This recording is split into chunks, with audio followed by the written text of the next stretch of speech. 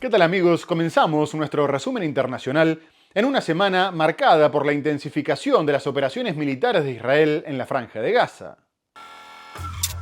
Estamos mirando a Gaza y vamos a solucionarlo. Mucha gente se muere de hambre, están sucediendo muchas cosas malas. Estados Unidos espera que Rusia presente en unos días un borrador del alto el fuego en Ucrania. Siguiendo los pasos de su predecesor, el nuevo pontífice deja clara su intención de seguir mediando en el conflicto. Reino Unido y la Unión Europea celebraron su primera cumbre bilateral desde el Brexit. El presidente de Colombia, Gustavo Petro, solicitó el viernes en China el ingreso de su país al Banco de los BRICS. Rumania eligió a su nuevo gobernante. El presidente de Estados Unidos, Donald Trump, anunció el martes que su país construirá un sistema de defensa antimisiles. Marco Rubio advirtió sobre una inminente guerra civil en Siria. Y vamos a comenzar el programa hablando del conflicto en Medio Oriente. Israel anunció que ya había puesto en marcha la intensificación de las operaciones contra Gaza, entrando por el norte y el sur del enclave y aumentando la zona controlada, como había anunciado previamente el mandatario Benjamin Netanyahu, que reconoció que buscaban conquistar todo el territorio. Asimismo, también aumentaron los bombardeos contra campos de refugiados e incluso contra varios hospitales, como el Europa, que fue atacado con 14 cohetes, lo que, además de los cientos de muertos que dejaron los bombardeos, provocará otros tantos por el hecho de que el centro era el único de la franja que trataba a los pacientes con cáncer. Israel aseguró que buscaba el control operativo y la división del territorio y que el desplazamiento forzoso de los palestinos era por su propia seguridad. A su vez, detalló que tenía 5 batallones operando sobre el terreno con el objetivo de lograr una derrota decisiva sobre Hamás. No obstante, las partes continuaron con las negociaciones indirectas en Qatar, e Israel aseguró que podría finalizar la ofensiva si la organización islamista liberaba a todos los rehenes, sus miembros aceptaban exiliarse y el enclave se desarmaba, aunque no descartaba el plan escalonado de Estados Unidos, que contempla la liberación paulatina de los rehenes a cambio de un alto al fuego temporal. Mientras tanto, la Liga Árabe se reunió nuevamente en Irak, donde se pidió aumentar la presión para el fin de la guerra y el levantamiento del bloqueo a la ayuda humanitaria. A su vez, el secretario general de Naciones Unidas, Antonio Guterres, y el mandatario español, Pedro Sánchez, reclamaron que Israel cumpliera con sus obligaciones internacionales y permitiera el ingreso de productos básicos.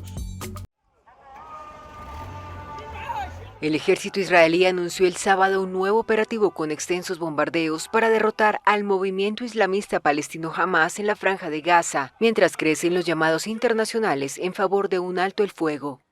Los bombardeos se producen en el marco del plan destinado a conquistar el territorio palestino, que requerirá el desplazamiento interno de la mayoría de sus 2,4 millones de habitantes. Los hospitales continúan enfrentando una grave crisis para recibir pacientes. Hace solo 2 horas llegaron al hospital Mártires de Al-Aqsa 17 cuerpos y más de 100 personas heridas, en su mayoría niños, mujeres y ancianos. A pesar de la cascada de críticas internacionales, el primer ministro israelí Benjamin Netanyahu advirtió esta semana que su ejército entraría con toda su fuerza en Gaza para destruir a Hamás, que desencadenó la guerra con su ataque del 7 de octubre de 2023 en el sur de Israel. Al respecto, desde Bagdad, la capital iraquí, donde se llevó a cabo la cumbre de la Liga Árabe, el secretario general de la ONU, Antonio Guterres, abogó por la necesidad del alto al fuego. Nothing justifies the atrocious October 7 terror attacks by Hamas. Nada justifica los atroces ataques terroristas del 7 de octubre por parte de Hamás, y nada justifica el castigo colectivo del pueblo palestino. Los llamados a presionar a Israel se replicaron en la cumbre. El presidente del gobierno español, Pedro Sánchez, llamó a redoblar la presión sobre Israel para detener la masacre en Gaza. En la declaración final de la cumbre de la Liga Árabe, los dirigentes pidieron financiación para la reconstrucción de Gaza y reclamaron más presión internacional para detener el derramamiento de sangre en el territorio palestino. El mandatario español, Pedro Sánchez, es uno de los líderes europeos que más presión intentan ejercer sobre el gobierno de Benjamin Netanyahu y declaró en el Congreso que no pensaba comerciar con un Estado genocida, sumando un nuevo roce con Israel, que a su vez convocó a la embajadora española. A su vez, Rusia, China y el Reino Unido también habían rechazado la propuesta de Estados Unidos e Israel para levantar el bloqueo sobre la franja, que contemplaba la contratación de empresas privadas para la distribución de la ayuda, en lugar de las organizaciones humanitarias. Hacía más de 2 meses que Israel no permitía la entrada de comida ni otros productos básicos, y más de medio centenar de personas ya murieron de hambre, sobre todo niños y bebés. La embajadora británica en Naciones Unidas, Barbara Woodward, dijo que no iban a apoyar ningún mecanismo de ayuda que buscara alcanzar objetivos políticos o militares, e incluso Donald Trump se sumó a la presión diciendo que la situación generada por el bloqueo israelí era insostenible porque mucha gente se estaba muriendo de hambre. Previamente, Hamás le había pedido a Estados Unidos que presionara a Israel para que levantara el bloqueo, y también lo hicieron Arabia Saudita, Qatar y Emiratos Árabes Unidos, aprovechando la reciente visita de Trump, aunque el tema quedó relegado por las cuestiones económicas. A su vez, 7 países europeos publicaron un comunicado conjunto condenando la catástrofe humanitaria provocada, mientras que el alto comisionado de Naciones Unidas para los Derechos Humanos, Volker Turk, también se sumó a las críticas, denunciando que los últimos bombardeos revelaban la intención de perpetrar un cambio demográfico permanente de los palestinos, lo que era equivalente a una limpieza étnica. Al cierre de su gira por el Golfo, el presidente estadounidense Donald Trump, cuyo país es el principal aliado de Israel, declaró que se ocupará de Gaza. Estamos mirando a Gaza y vamos a solucionarlo. Mucha gente se muere de hambre, están sucediendo muchas cosas malas. Hamás advirtió que Gaza no está a la venta, luego de que Trump reiteró la idea de que el territorio palestino se ha convertido en una zona de libertad. El ejército israelí aseguró el viernes haber golpeado más de 150 objetivos, que llama de terroristas en Gaza en las últimas 24 horas.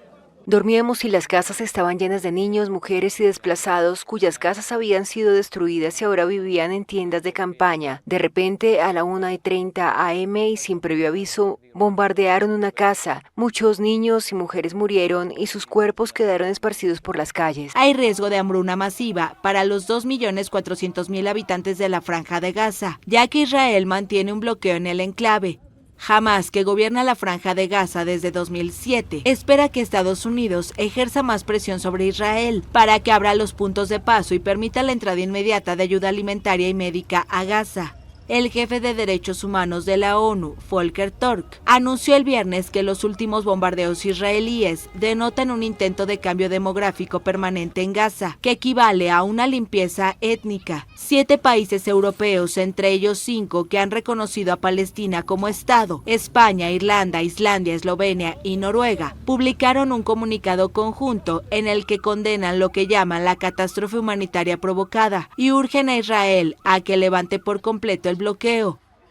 Y la presión parece haber tenido resultados, dado que el primer ministro israelí, Benjamin Netanyahu, comunicó que permitiría una entrada mínima de productos básicos, pero que solo lo haría por cuestiones diplomáticas, dado que de lo contrario perdería el apoyo de sus aliados.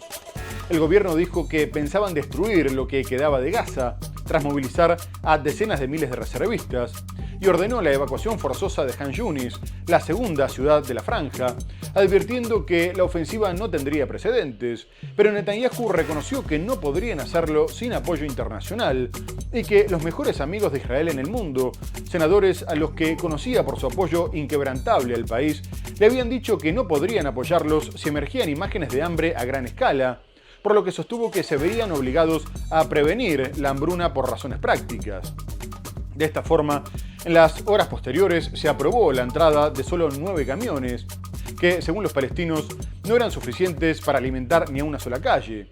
Además, se especificó que la ayuda aprobada consistía en leche en polvo, alimentos y algunas medicinas, pero Netanyahu aclaró que no dejarían entrar agua potable.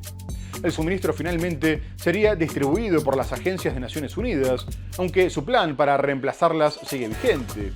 No obstante, no se espera que la medida calme la presión, y poco después eran 20 los países que pedían el restablecimiento pleno de la ayuda, y el secretario general de la Organización Mundial de la Salud, Tedros Adhanom Ghebreyesus, advertía que 2 millones de personas pasaban hambre en Gaza, mientras 160.000 toneladas cúbicas de ayuda esperaban en la frontera.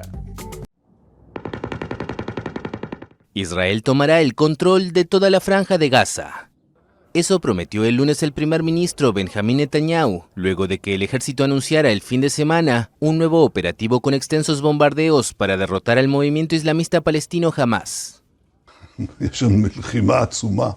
Estamos llevando a cabo una batalla inmensa, intensa y tremenda. Estamos progresando. Vamos a tomar el control de todo el territorio de la Franja de Gaza. Netanyahu explicó que los amigos del país le dijeron que no podrán apoyar la continuación de la guerra si siguen dándose imágenes de hambruna masiva en Gaza. Desde el principio de la guerra, dijimos que para completar la victoria, derrotar a Hamás y liberar a todos nuestros rehenes, dos misiones que están entrelazadas, hay una condición esencial. No debemos llegar a una situación de hambruna, tanto por razones prácticas como diplomáticas. Simplemente no tendremos apoyo y no podremos completar la misión de la victoria. Además de su ofensiva, Israel impone un bloqueo a Gaza desde el 2 de marzo, impidiendo la entrada de insumos básicos en el territorio de 2.400.000 habitantes. El director de la Organización Mundial de la Salud alertó el lunes del creciente riesgo de hambruna en el enclave. 2 meses después del último bloqueo, 2 millones de personas pasan hambre, mientras 116.000 toneladas de alimentos están bloqueadas en la frontera a pocos minutos de distancia. La oficina de Netanyahu dijo el domingo que Israel autorizará la entrada de una cantidad básica de alimentos destinados a la población y añadió que se actuará para impedir que Hamás se apodere de esta ayuda. Y las condenas a Israel continuaron. Francia, Canadá y el Reino Unido se mostraron horrorizados por las imágenes que llegaban desde Gaza y dijeron que el sufrimiento de la población civil era intolerable, por lo que tomarían medidas concretas. Poco después, el primer ministro israelí, Benjamin Netanyahu, respondió que estos 3 países estaban premiando los ataques genocidas de Hamás y que el conflicto era una guerra de la civilización contra la barbarie. Y el primero en tomar acciones fue el Reino Unido, ya que el mandatario Keir Starmer suspendió las negociaciones comerciales con Israel, convocó a la embajadora israelí en Londres e impuso sanciones contra los colonos violentos de Cisjordania, afirmando que también se oponían a los asentamientos en el territorio. Por su parte, el ministro de Exteriores francés, Jean-Noël Barrot, dijo que Israel había convertido Gaza en un matadero, violando todas las leyes internacionales, por lo que el edilicio se sumó a los países que pedían suspender el acuerdo de asociación de la Unión Europea con Israel. En total, 17 miembros comunitarios piden dar este paso, aunque podría ser bloqueado por Alemania, Italia, Grecia, Hungría, y boicoteado por la presidenta de la Comisión, Ursula von der Leyen, como hizo el año pasado. Por lo pronto, Budapest hizo fracasar una iniciativa para sancionar a colonos violentos. Pero también hay críticas dentro de Israel, y Yair Golan, líder del partido izquierdista Los Demócratas, acusó al gobierno de Benjamin Netanyahu de asesinar bebés como pasatiempo y de convertir a Israel en un estado paria. Naciones Unidas advirtió que 14.000 bebés sufrían desnutrición aguda grave, tras lo cual el ministro de Finanzas, el ultraderechista Bezalel Smotrich, que llama a purificar a Gaza, dijo que habría una comida al día y un pan de pita para no ser acusados de criminales de guerra. Reino Unido suspendió las negociaciones sobre un acuerdo de libre comercio con Israel. El gobierno del laborista Keir Starmer, que además convocó a la embajadora israelí en Londres, reaccionó hacia la intensificación de la ofensiva de ese país en la Franja de Gaza. El Ministerio de Relaciones Exteriores también anunció sanciones que incluyen restricciones financieras o prohibiciones de viaje contra colonos israelíes por actos de violencia en Cisjordania. Reiteramos nuestra exigencia de un alto al fuego como única vía para liberar a los rehenes. Reiteramos nuestra oposición a los asentamientos en Cisjordania y reiteramos nuestra exigencia de aumentar masivamente la ayuda humanitaria a Gaza. Tras el anuncio británico, el gobierno de Benjamin Netanyahu reaccionó en un comunicado, afirmando que la presión externa no desviará a Israel de su camino para defender su existencia y seguridad frente a enemigos que buscan su destrucción. Israel ha convertido Gaza en un matadero y ha violado todas las leyes internacionales, denuncia hoy el ministro de Exteriores de Francia, que estudia revisar el acuerdo comercial entre la Unión Europea y Tel Aviv. En clave interna, Yair Golan, líder del centro izquierda israelí, acusa a Netanyahu de matar a bebés por afición. 14.000 bebés palestinos pueden morir de hambre en las próximas 48 horas en Gaza. Son cifras de la ONU, 2 meses y medio después del total bloqueo israelí a comida y ayuda humanitaria. Los palestinos van a tener como mucho un pan de pita y una ración de comida al día, explica el ministro israelí de Finanzas. Así el mundo, asegura, no podrá acusarnos de ser unos criminales de guerra. Smotrich subraya que su objetivo es literalmente conquistar, purificar y ocupar Gaza. Hasta el Papa León XIV se sumó a la presión a Israel, pidiendo que dejara entrar ayuda humanitaria digna, porque los que estaban sufriendo las consecuencias eran los niños, los ancianos y las personas enfermas, mientras que Médicos Sin Fronteras denunciaba que la ayuda permitida era ridículamente insuficiente, y las organizaciones no gubernamentales afirmaban que las trabas hacían que ni siquiera la pudieran distribuir entre la población. Y otro país que intenta tomar medidas concretas es España, que busca responder a la crisis aprobando la tramitación de una ley que prohíbe el comercio de armas con este país. El gobierno de Pedro Sánchez ya había anunciado la cancelación de un contrato de defensa para la importación de munición, pero su socio de gobierno, Sumar, lo instó a hacerlo ley, reclamando coherencia entre las acciones y la retórica. La ley prohibiría el comercio de armas con estados investigados por genocidio, y ante las críticas de Podemos, que considera que la medida es insuficiente y una tomadura de pelo, el Ejecutivo recordó que no podía romper relaciones con Israel de forma unilateral. A su vez, en el debate, Esquerra Republicana presentó una lista con los 15.000 niños asesinados por Israel, pero no se pudo convencer a la derecha, que terminó votando en contra. Los extremistas de Vox dijeron que era una movida de distracción por parte del gobierno en un intento de tapar sus propios problemas, mientras que el Partido Popular considera que es hipócrita promover esta iniciativa mientras se le sigue comprando gas a Rusia. De todas formas, este fue solo el primer paso para la aprobación de la ley. El Papa León XIV pidió el miércoles dejar entrar una ayuda humanitaria digna en la Franja de Gaza. Renuevo mi llamamiento de corazón a autorizar la entrada de ayuda humanitaria digna y a poner fin a las hostilidades, cuyo desgarrador precio están pagando niños, ancianos y personas enfermas. El primer paso para prohibir la compraventa de armas a Israel sale adelante y retrata a los partidos PP y Vox en contra, a favor los socios de investidura y el gobierno. El más firme y el que siempre va un paso por delante. Para la Moncloa es un gesto que demuestra su compromiso y recuerdan que España no puede romper relaciones comerciales con Israel de manera unilateral.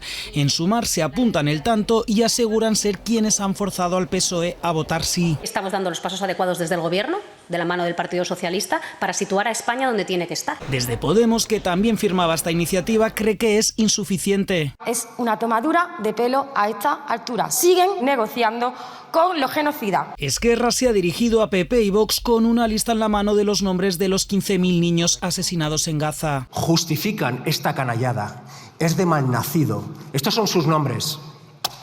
Pesa, ¿eh? Como los misiles que caen en sus cabezas. Los de Abascal creen que todo es una cortina de humo. Montan estos numeritos para tapar la corrupción, dicen, del gobierno. También Feijóo, que saca el Festival de Eurovisión. Eurovisión es el nuevo Franco del gobierno. La primera preocupación del señor Sánchez no es quién cante en Eurovisión, sino quién cante en su partido. Hacer chistes malos, propios del Club de la Comedia, dan muestra de la talla política y humanitaria del señor Feijóo.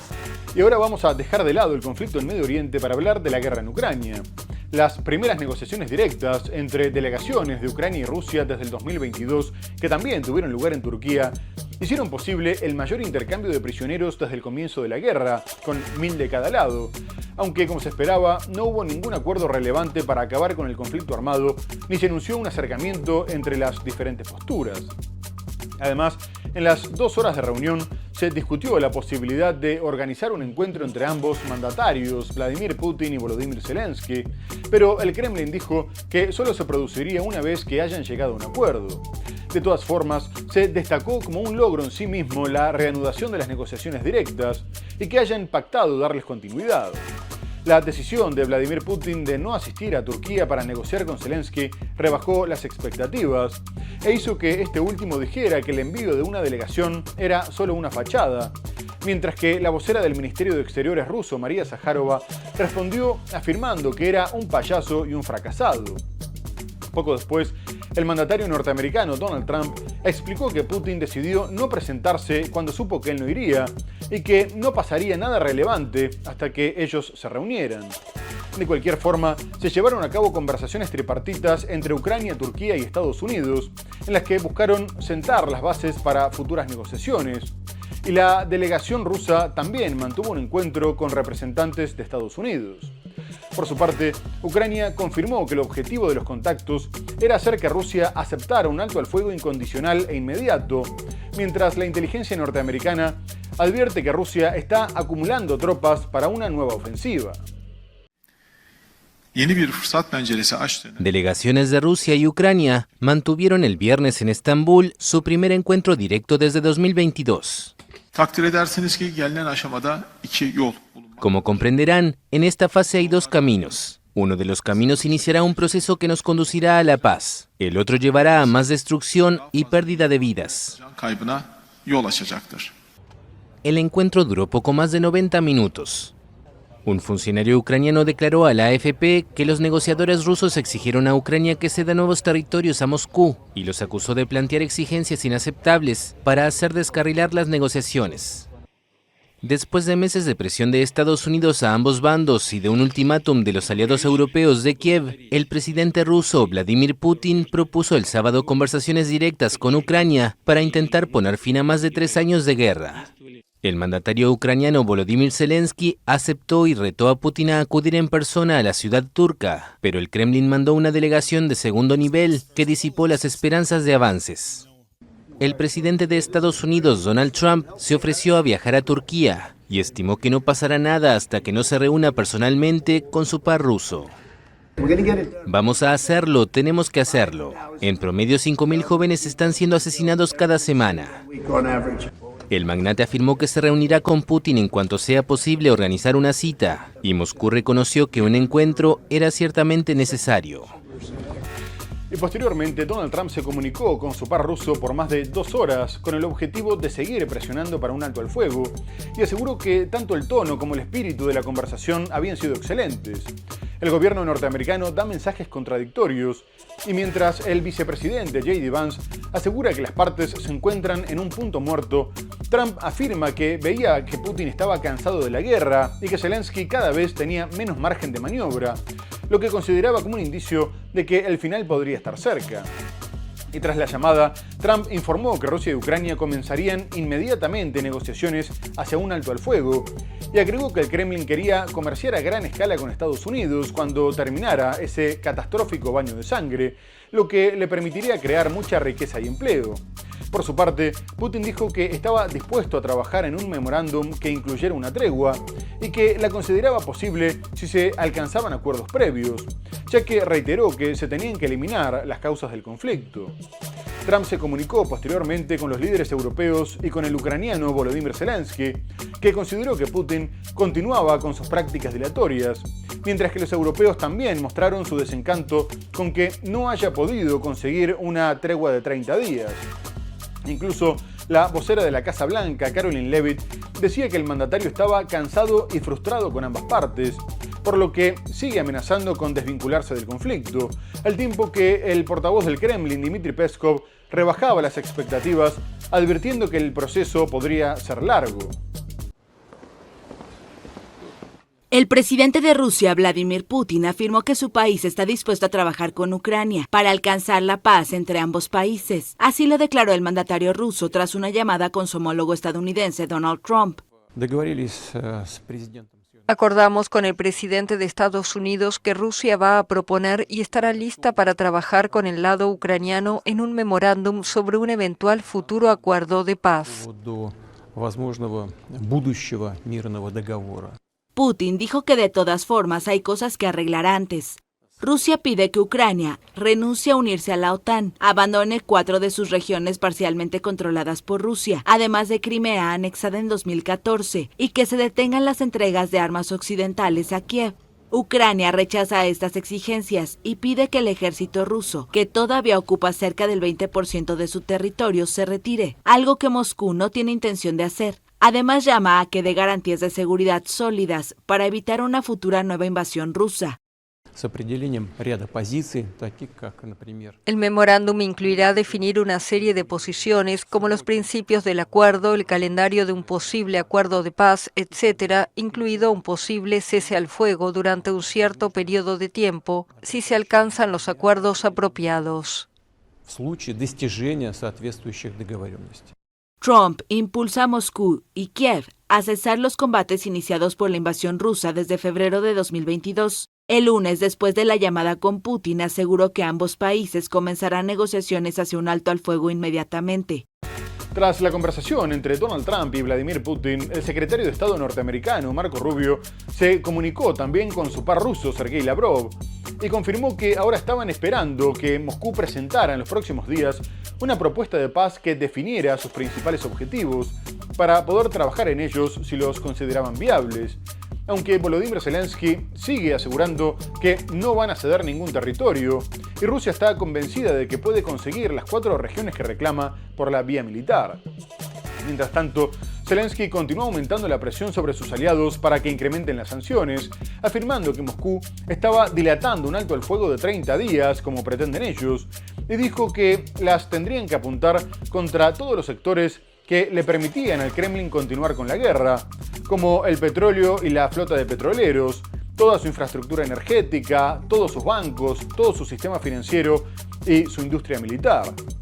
Y poco más tarde, la alta representante de la Unión Europea para la Política Exterior, Kaja Kallas, también pidió el compromiso de Estados Unidos para aumentar la presión, después de que tanto la Unión Europea como el Reino Unido aprobaran un nuevo paquete que intenta afectar la flota fantasma que le permite a Rusia eludir las medidas en su contra.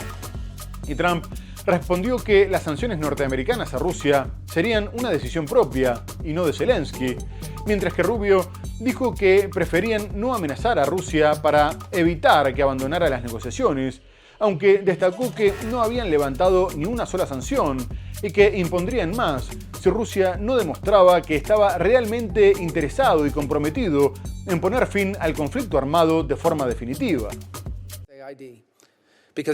Estados Unidos espera que Rusia presente en unos días un borrador del alto el fuego en Ucrania. Así lo declaró el martes el jefe de la diplomacia estadounidense Marco Rubio, ante un comité del Senado estadounidense.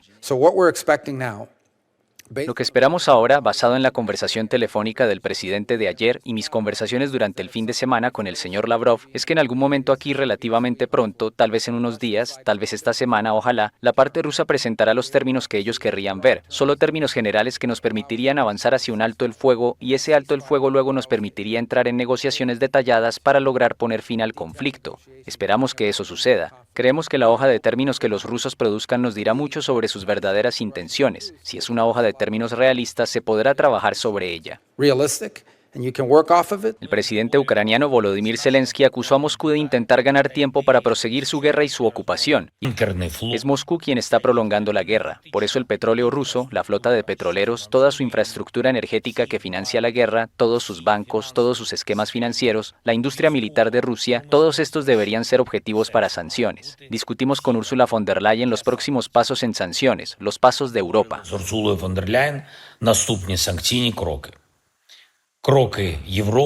La Unión Europea adoptó el martes el 17º paquete de restricciones financieras contra Rusia, una serie de medidas dirigidas específicamente contra los navíos que Moscú utiliza para eludir las sanciones, denominados como flota fantasma.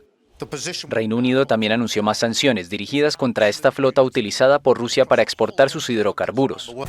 Mientras tanto, León XIV inició formalmente su pontificado en una ceremonia a la que acudieron delegaciones de 150 países y varios líderes mundiales, lo que aprovechó para intentar ubicar al Vaticano en el centro de la diplomacia, haciendo énfasis en la necesidad de acabar con las guerras en curso. El pontífice lamentó que el mundo estuviera regido por el odio, la violencia, los prejuicios y el miedo a lo diferente. Se refirió al conflicto en Gaza y, como vimos, condenó frente al presidente israelí Isaac Herzog que niños, mujeres y ancianos murieran de hambre en medio del bloqueo israelí, y abordó la necesidad de que se pusiera fin a la guerra de Ucrania. El primer líder en ser llamado por el nuevo papa fue el presidente ucraniano Volodymyr Zelensky, que a su vez asistió a la misa de entronización y se reunió personalmente con León XIV, que ofreció que las negociaciones se llevaran a cabo en la Santa Sede. A su vez, se abordó la cuestión con el mandatario alemán Friedrich Merz, con la italiana Giorgia Meloni y con la presidenta de la Comisión Europea Ursula von der Leyen, que también se hicieron presentes. Por parte de Estados Unidos, se destacó la ausencia de Donald Trump, aunque sí fue el vicepresidente J.D. Vance, que no solo se reunió con el Papa, sino también con Zelensky, tras el choque que habían mantenido en la Casa Blanca. aunque el encuentro entre ambos fue mucho más cordial, mientras que habló de comercio con los líderes de la Unión Europea. Y más allá de las guerras, el pontífice norteamericano también aprovechó para denunciar un paradigma económico que explotaba los recursos de la tierra y marginaba a los más pobres, mientras que llamó a la Iglesia Católica a que se acercara a las demás ramas del cristianismo. León XIV estrena pontificado poniendo el foco en las guerras del mundo, una de ellas la de Ucrania. Su presidente ha sido una de las presencias destacadas entre más de 150 delegaciones de todo el mundo. Siguiendo los pasos de su predecesor, el nuevo pontífice deja clara su intención de seguir mediando en el conflicto. Una paz justa y duradera para una Ucrania martirizada. Así de claro se ha pronunciado León XIV sobre esta guerra en su primera homilía. Tras la misa, el nuevo papa ha recibido al presidente ucraniano y su esposa. Zelensky ya fue el primer líder extranjero al que llamó León XIV. Este domingo ha vuelto a mostrarle su cercanía, con esta audiencia privada, en la que han intercambiado impresiones e incluso regalos. El nuevo pontífice recoge el testigo de su predecesor y vuelve a posicionar al Vaticano como mediador en el conflicto, gestos que Zelensky le ha agradecido. A diferencia del funeral de Francisco, no ha estado Donald Trump, pero sí su vicepresidente J.D. Vance. Ha recibido a Zelensky en la residencia del embajador estadounidense en Roma. El ucraniano ha publicado fotos de esa reunión de una media hora en la que se les ve sonrientes. Claro contraste con la famosa bronca que mantuvieron en el despacho oval. J.D. Vance también se ha reunido con la primera ministra italiana y con la presidenta de la Comisión Europea. Han hablado de aranceles, comercio, además de la guerra en Ucrania. Lo importante es que las cosas avancen. De nuevo el Vaticano convertido en sede de la diplomacia mundial. Muy bien amigos, tenemos que hacer una breve pausa comercial y enseguida regresamos para hablar de la política antiinmigratoria de Donald Trump, del levantamiento de las sanciones a Siria y mucho más. No se vayan, ya volvemos.